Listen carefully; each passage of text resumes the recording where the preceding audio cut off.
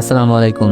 তোমার প্রতি অনুভূতি গল্পের 9 নম্বর পার্ট আর 8 নম্বর পার্ট কালকে আপলোড দিছিলাম, কিন্তু কমিউনিটি গাইডলাইনের কারণে ভিডিও রিমুভ হয়ে গিয়েছে, যার কারণে আমি আমার ইউটিউব চ্যানেলে 8 নম্বর পার্টটি আপলোড করে দিই। তো তোমরা গিয়ে দেখে আসতে পারো।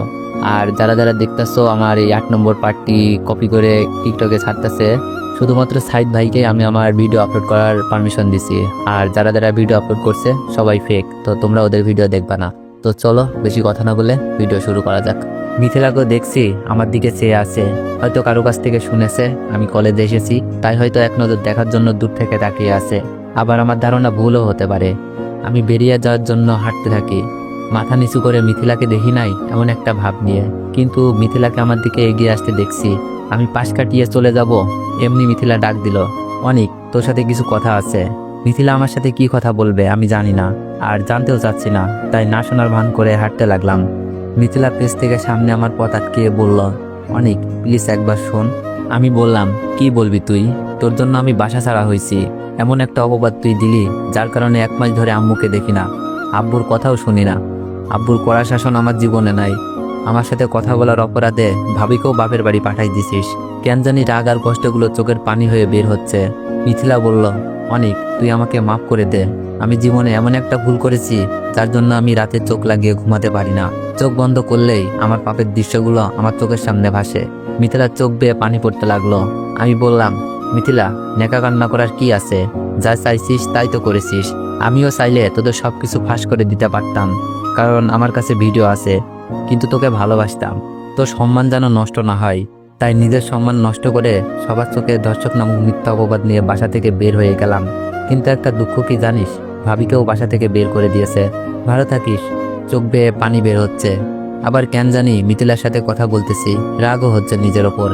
আর কথা বলার ইচ্ছা ছিল না, হাঁটতে শুরু করলাম। মিথিলা বলল, অনিক দাঁড়া প্লিজ শোন। আমি জানি মিথিলা এগুলো অভিনয় করতেছে, কারণ মিথিলা নিখুঁত অভিনয় করতে পারে, যেভাবে পরিবারের লোকজনদের সামনে করলো। আমি আর মিথিলার সাথে কথা বলতে পারছিলাম না, চলে আসলাম। ইস, আম্মুকে যদি আজ দেখতে পারতাম। আমি আবার ঢাকায় ব্যাক করব। টিকিট কেটে বাসের মাঝখানে জানালার পাশে বসে আছি। এমনি জানালা দিয়ে আব্বুকে দেখতে পেলাম, সাথে আম্মু। কিন্তু আম্মু তো বোরকা গায়ে, মুখটা দেখতে পাচ্ছি না। তবে এটুকুতেই মন জুড়িয়ে গেল। আব্বুকে আগের মতো হাসি খুশি দেখতে পাচ্ছি না, কেমন জানি মন মারা হয়ে আছে। আম্মু হয়তো একই অবস্থা, কিন্তু সবচেয়ে আশ্চর্য বিষয় হলো ভাবিকেও দেখতে পাচ্ছি, ভাইয়াও পাশে। তবে কি আজ ভাবিকে বাসায় নিয়ে যাচ্ছে? হয়তো সবার মন গলে গেছে, আমার জন্য তাদের কি মন কাঁদে? আমি বাসা থেকে বেরিয়ে যাওয়ার পর একদিন পরই ভাবিকে তার বাপের বাড়ি চলে যেতে হয়েছে। ভাবি কেমন বাসায় সবাই জানে। ভাবি ছিল সবার পছন্দের, কার কি প্রয়োজন খুব সহজেই বুঝে যেত, যার জন্য ভাবিকে নিয়ে কখনো ঝগড়াও হয়নি। হয়তো আমার প্রতি রাগগুলো এমন প্রকট ছিল, যার জন্য ভাবি আমার সাথে কথা বলতে শুনে উল্টাপাল্টা ভাবতে সাহায্য করছে। আজ নিজের চোখে ভাবিকে বাসায় যেতে দেখবো স্বপ্নেও ভাবিনি। এখন আমার ভিডিও পাওয়ার কোনো প্রয়োজন নাই। ভাবির নিজের সংসার ফিরে পেয়েছে, এর থেকে খুশির খবর আর কি হতে পারে? তবে আমার একটা কাজ করতে হবে, ভাবির সাথে কথা বলা একদম বন্ধ করে দিতে হবে। হয়তো আবার আমার সাথে কথা বলতে শুনলে বা দেখলে এরকম খারাপ ধারণা আসতেই পারে। তবে শেষবারের মতো কথাটা বলে নি, সত্যি কি বাসায় নিয়ে যাচ্ছে নাকি অন্য ব্যাপার? কথাগুলো ভাবতে ভাবতে পরিবারের লোকজনগুলো ভিড়ের মাঝে মিলিয়ে গেল। চোখগুলো ভিজে গেছে। যদি একবার আম্মু বলে ডাকতে পারতাম, আব্বুকে আব্বু বলে ডাকতে পারতাম। এই জীবনে না জানি সেই সুযোগ হয় কিনা। গাড়ি চলতে শুরু করলো আমার চিরচেনা শহরটাকে ছেড়ে। মনে আজ কিছুটা শান্তি খুঁজে পাচ্ছি ভাবিকে বাসায় ফিরে যেতে দেখে। যদি এমন হতো আমিও আজ বাসায় যেতে পারতাম।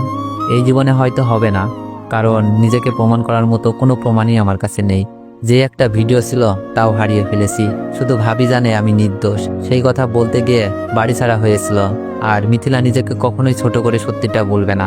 আর দুলাভাই তো নাই। আম্মুর কথা মনে পড়তেই চোখ দিয়ে পানি পড়ছিল। পাশ থেকে আম্মুর বয়সী কেউ বলে উঠল, কাঁদছো কেন বাবা?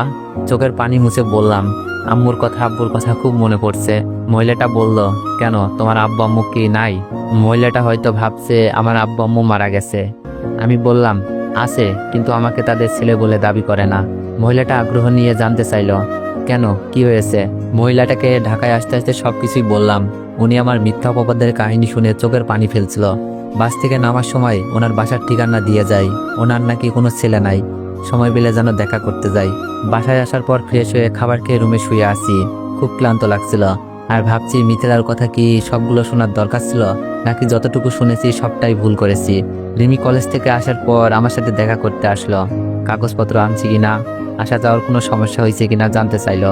আমি যখন মিথিলার সাথে দেখা হওয়ার কথা বললাম, রিমি মন খারাপ করে ফেললো। তবে যখন ভাবিকে ভাইয়ার সাথে আব্বু আম্মুর সাথে বাসায় যাওয়ার কথা বলি, রিমি অনেক খুশি হলো। রিমি জানতে চাইলো মিথিলা কিছু বলছে কিনা। আমি সবকিছু খুলে বললাম। রিমি বলছে মিথিলার সাথে কথা বলাটাই নাকি আমার ভুল হয়েছে। রাতে ভাবি ফোন করলো। আমি বললাম, হ্যালো ভাবি, কেমন আছো? ভাবি বলল, ভালো, তুমি? আমি বললাম, আমিও ভালো আছি। অনেক, আজ তোমার ভাইয়া আর আব্বু আম্মু আমাকে বাসায় নিয়ে এসেছে। ভাবির কথা শুনে মন ভরে গেল। তাহলে ধারণা সত্যিই ছিল। আমি বললাম, তাই নাকি? কিন্তু এতদিন পরে নিতে আসলো? ভাবি বলল, ওরা বলেছে তোমার উপর রাগ করে নাকি আমার সাথে এমন করেছে। তোমার সাথে এই পরিবারকেও যোগাযোগ করুক, এটা নাকি তারা কেউ চাচ্ছে না। ভাবির কথা শুনে মনটা আবার খারাপ হয়ে গেল। তার মানে আমার প্রতি তাদের কোনো মায়া হয় না। চোখ মুছে বললাম, ও আচ্ছা ভাবি, তাতে কোনো সমস্যা নাই। তুমি বাসায় ফিরে গেছো, এতেই আমি খুশি। ভাবি বলল, আমি তোমাকে বাসায় ফিরিয়ে আনার সব চেষ্টা করে যাব, দেখবা আমি জয়ী হবই। আমি বললাম, দরকার নাই ভাবি, আমি শুধু তোমাকে বাসায় ফিরিয়ে দেওয়ার জন্য ভিডিওর প্রমাণ খুঁজছিলাম। আজ আমার আর কোনো কিছুরই দরকার নাই, তোমরা ভালো থেকো। বলেই ফোনটা রেখে দিলাম। সাথে সাথে সিমটা খুলে ফেলি, যেন ভাবির সাথে আর কোনো যোগাযোগ না হয়। ভাবি তার সংসার নিয়ে ভালো থাকুক। আমি ফিরে যাওয়ার চিন্তা করি না। করলে হয়তো ওই দিনই ভিডিওটা দেখিয়ে দিতাম। তখন যেমন মিথিলার ভালো চেয়েছি, আজও চাই মিথিলার সম্মান নিয়ে বেঁচে থাকুক। আর যদি পাপের পরিমাণ বেশি হয়ে যায়, তার শাস্তি মিথিলার নিজ থেকেই পাবে। আমি যখন মিথিলার ভালো চেয়ে বাসা থেকে চলে এসেছিলাম, এখন স্বার্থপর হতে পারবো না। আর আমার কাছে এখন নির্দোষ হওয়ার প্রমাণও নাই। পরের দিন রিমির সাথে গিয়ে কলেজে ভর্তি হয়ে যাই। রিমি বিজ্ঞান বিভাগ আর আমি মানবিকে, তাই ক্লাসগুলো ভিন্ন। শুধু কলেজে যাওয়ার আসার সময় দেখা হতো, মাঝখানে বিরতি। ক্লাসে প্রথম দিন আমার পরিচয় দিতে হলো শিক্ষকদের কাছে। সবকিছু ঠিকঠাক বলি, শুধু মামার বাসায় থেকে পড়ালেখা করব এটাই মিথ্যা বলেছি। এইভাবে চলতে থাকে আমার দিন। অফিসের কাজ বুঝতে পারি না, তাই কাজ করা বন্ধ রাখতে বলেছেন আঙ্কেল। আমি ভাবছি এই মানুষগুলো এত স্বাধীন হয় কি করে। আঙ্কেল নিজের খরচে আমার পড়ালেখা চালানোর সিদ্ধান্ত নিলেন, আর যখন ইনকাম করব তখন পুষিয়ে দিতে বললেন। আজ বাসার সাথে যোগাযোগ নেই 1 বছর। জানি না কে কোন অবস্থায় আছে, তবে আমি খুব ভালো আছি। শুধু ভালো নেই আমার মনটা শুধু আম্মুটার জন্য কাঁদে, দেখতে মন চাই। এখন আমি আঙ্কেলের অফিসে কাজ করি, নিজের সম্মান রক্ষার্থে। রিমির সাথে দিন দিন প্রেমের সম্পর্ক হয়ে গেছে। আমি প্রকাশ না করলেও রিমি খুব ভালোভাবেই প্রকাশ করে ফেলেছে। কলেজের সবাই জানে আমাদের মধ্যে প্রেম, যার কারণে কোনো মেয়ে ভাব নিতে আসে না। আর ভুল করেও কেউ আসলে রিমির তো অত্যাচার আছেই। তবে রিমি ছাড়াও কলেজে আমার আর একটা মেয়ে ফ্রেন্ড আছে, নাম আশা। আশা হলো রিমির ওই ফ্রেন্ড। আমার সাথে দেখা করাতে নিয়ে এসেছিল সেই মেয়েটা। আশার ভাইয়া নাকি বিয়ে করছে, তাই ইনভাইট করলো। আজ নাকি সেখানে যেতে হবে আমাকে আর রিমিকে।